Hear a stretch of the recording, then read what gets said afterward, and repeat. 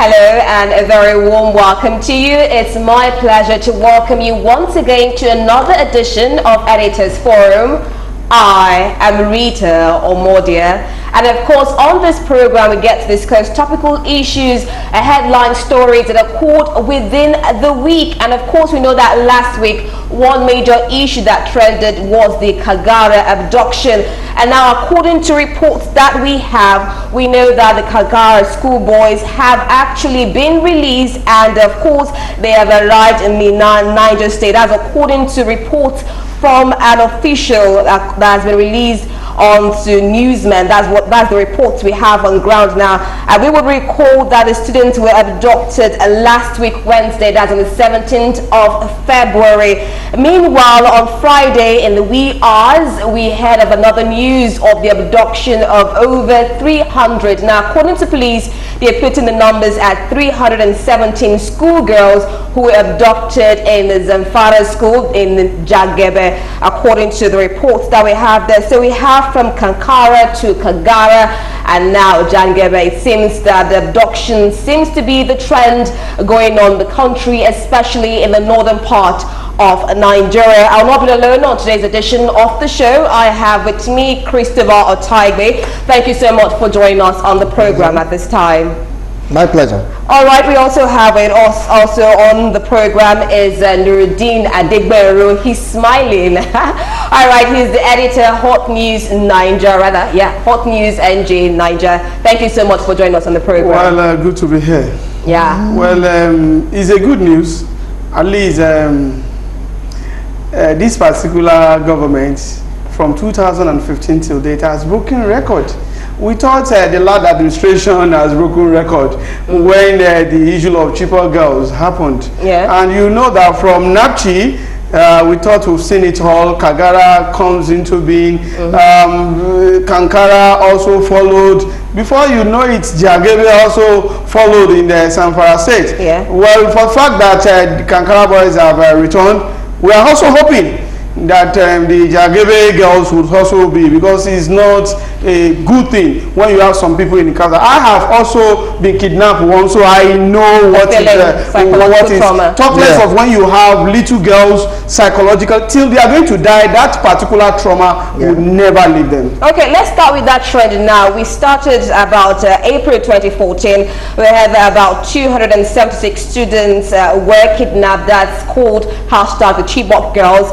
Then in February 2018, about 113 students, that's the Dapchi girls.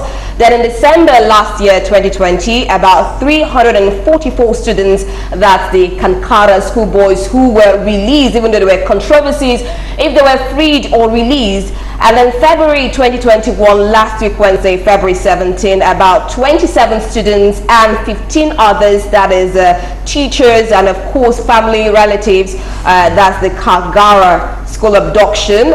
And then also last week, or rather this Friday, yesterday, we heard of 370 students, that's the Jangebe. So we had Chibok, Dapchi, Kankara, Kagara, and Jangebe. You know, we have lots of controversies. I even think maybe sometime we might have a rap about it. Kankara, Kagara, Jangebe. No, it's even flow together.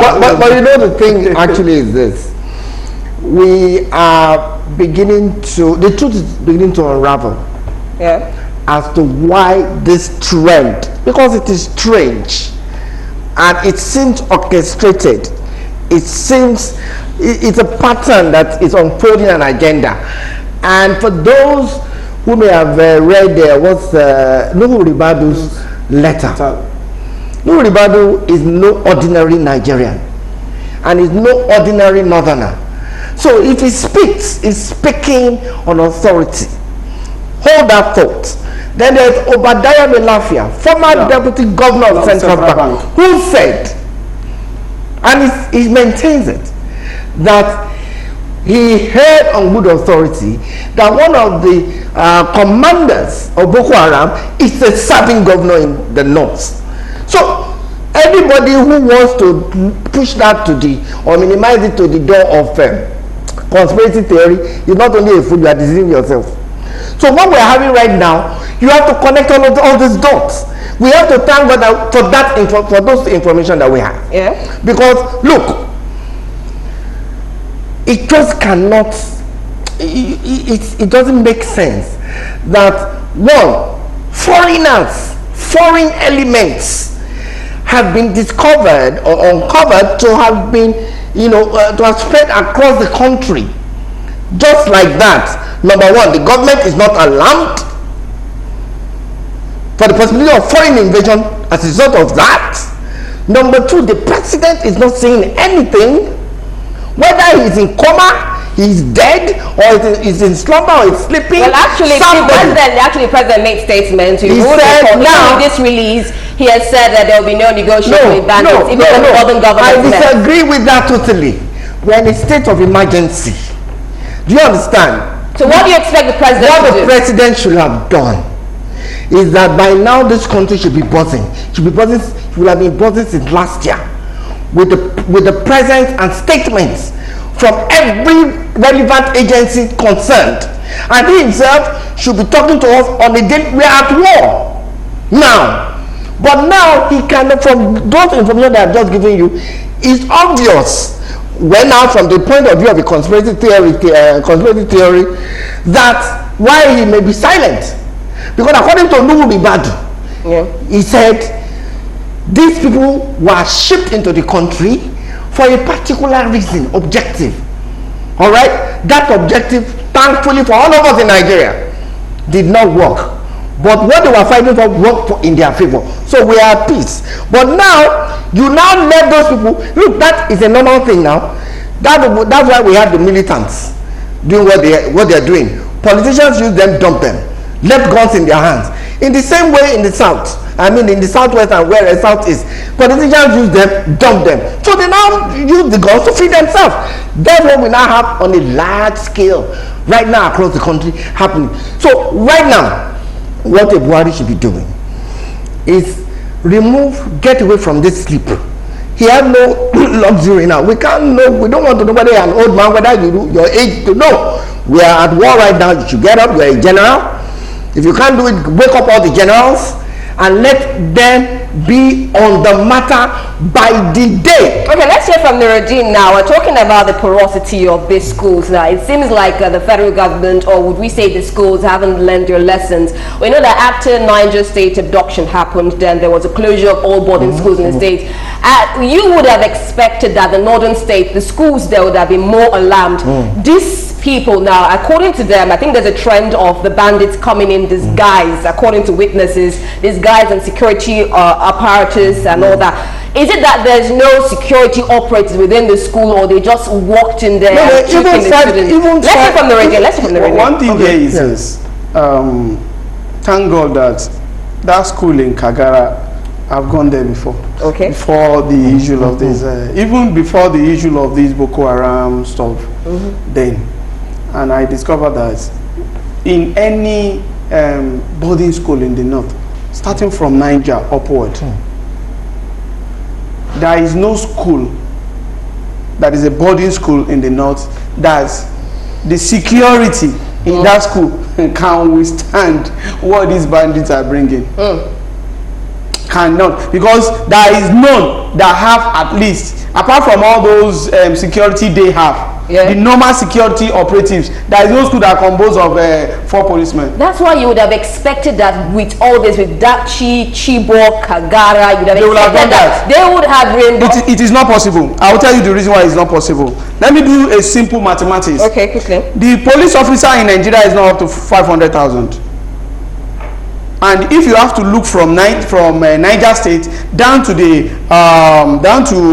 Zamfara and Yobe, each because boarding house has become, especially the one that is a science school, majority of them are boarding house. So if you now want to say you want to share at least 10 school, 10 officers per school, automatically there is no officers again now, because ordinarily the number of police officers we have in Nigeria cannot protect us internally without the assistance from the military. Police officer cannot protect us with their numbers. That is what I mean. With their numbers, they can't. So what is important there is this: for them now to look I know the issue of JTF will have solved this kind of problem, but when you are relying on police, it's not possible. Then another thing again is that looking at everything holistically, I think it's a high time that all the governors, especially from the North Central, Northwest, and Northeast, they need to come out now and do some certain things. Okay. They need to face the federal government and tell the government, come, our states are ungovernable for us. They need to, it's not about just trying to plead the government, government is trying, no. So it is a high time if they can do that and tell the federal government, our state are ungovernable to us, we need assistance. But okay, now going in line with what you said, now we know that also during the week, I think on Thursday or so, the northern governors, they met, and that was when part of the resolutions was that they were not going to negotiate with bandits. That will still come back to you. Of course, that was Professor Patrick Odekinachi Utomi.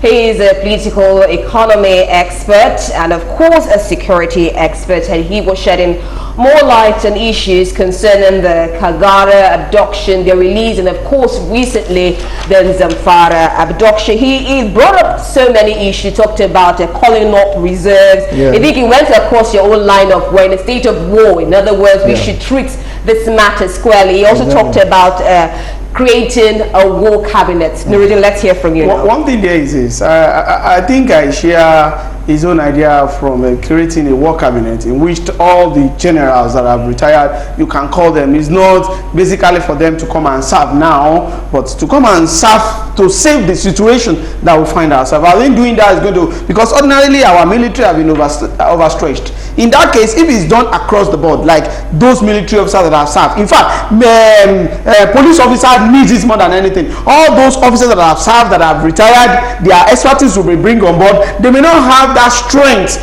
but they have the intelligence to really assist the current trend that we really have. Then in the area of military also, they can call all those retired military major, brigadier generals, call them together and let us see the way. Some of the officers that have fought during the Civil War, some of them that have fought during some that have been part of ECOMOG, that have even have international exposure, will play a major way here. But the area that I would never accept with him is the area of on what the Minister of Defense said, that people should defend themselves. So because of that, we should allow Southeast networks now. No.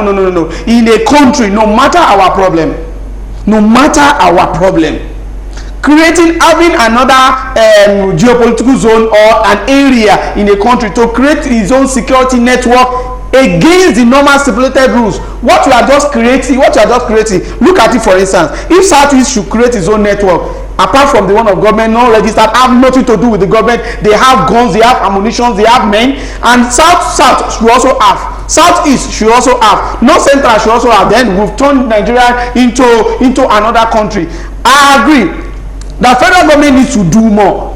I have to calculate the number of students that have been abducted from 2015 till date.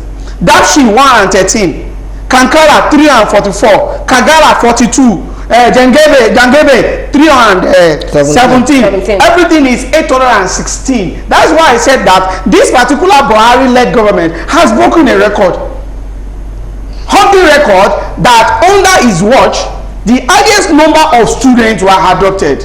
Thank God for that, those boys have been there. But what of those that were not abducted in the school? You know, we are talking about the one of the school. What of those people on the road and their students that are inside the bus? What of all those ones? That one is not captured. And if you look at it together, I really want to thank Niger State governor for one thing. I think he's the only governor that have this kind of abortion that did not keep quiet. A day yesterday, 2 days ago, he said that the federal government have left them alone. The boys have been released, those boys of Canada have been released, but one thing I can tell you is this: that is what we call critical thinking. In critical thinking, they held the boys for 10 days. If they want to release them without any negotiation, they will have released them the second day. What it means is that negotiation is taking place. If it is monetary, we don't know. If if it is going to be through another means, because a lot of ways they could negotiate. They could say some of their members that have been arrested. I think they listed those conditions. So automatically, if you look at it holistically, you will discover that a negotiation are taking place. And it may not be federal government negotiating with them. It could be state government. But one thing there is that something changed hands before those boys were released. And another thing again is that this one, they've done in such a way. They don't want it to be the one or the other way around before. They will say, we have to condone the area. That's why they release them. This one, they release them, they release the boys before even the military should know. But let's even take into cognizance that about 7 of the abducted 317 girls were also released yesterday. Oh, right, sorry, they fled, yes, so to say. But we still know that for the Dapchi schoolgirls, yes, 6 were killed, and Leah Sharibu is still missing till now. What exactly is the federal government doing to this, even though we are still released from Kagara and Kagara right now? Look, I think before I address that, let me just quickly talk about what Prof said. I want to say that Prof was even being nice. He was being diplomatic. This government, indeed everybody that occupies a critical position in this government, know that we are at war of a sort, right? But you see, they can't. No, let me take that back.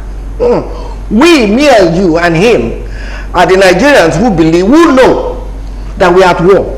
But everybody in this government do not see that we are at war. Why? Because I'm still using this Nuhu revelation, because I'm looking at the mind each time I talk. They do not see that we are at war. What they are seeing is the moral guilt, the moral burden of their commitments in quotes to these people as revealed by this guy. Why? Because they are seeing, how do we drive them back? Indeed, every had an approach, clean up your mess, and he couldn't answer. All right? So these guys are in a dilemma. How do we clear this mess that we have done? So you find them being selective in their attack, in their addressing the matter. But they do not know that already the thing has circled the whole country and we are on a war mode. That's by the way. Number 2, I'm sorry, my brother, to disagree with you and agree with Prof.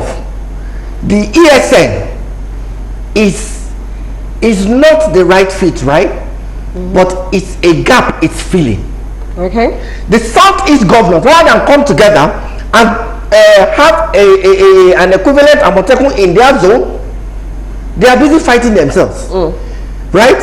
Ehokun Jojuma is busy fighting his predecessor, demolishing his estate. The other ones are fighting themselves over trivial matters. Meanwhile, their state is going down. So the youth get together and they form whatever it is you want to call it, to go and drive the people who are hold on please. To go and drive away the people threatening the lives of their people.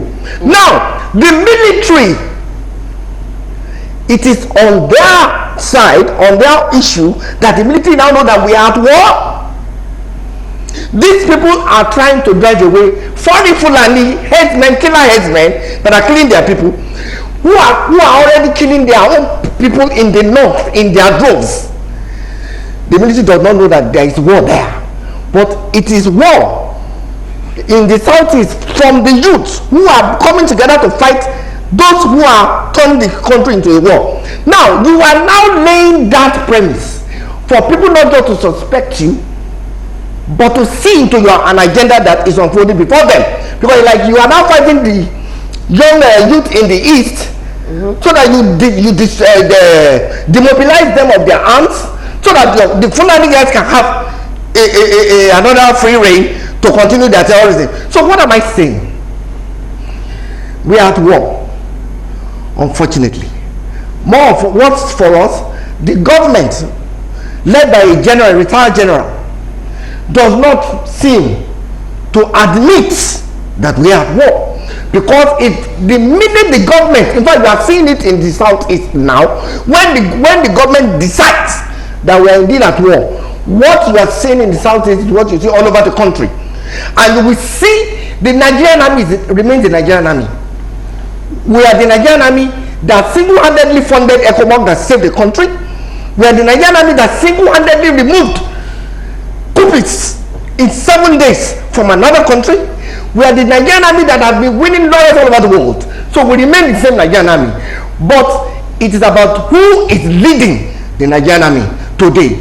And if the Nigerian army that is the Nigerian army is not working as the Nigerian army, ask who is leading them.